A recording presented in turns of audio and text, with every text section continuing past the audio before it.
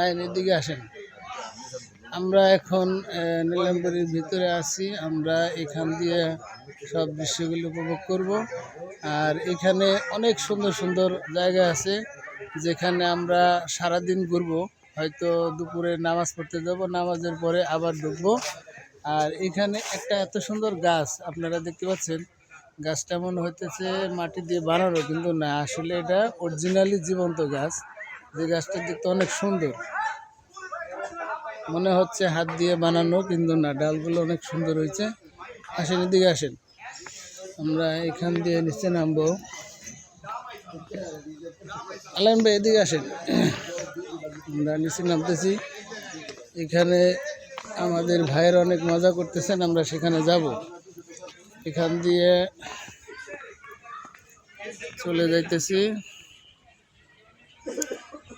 আমরা।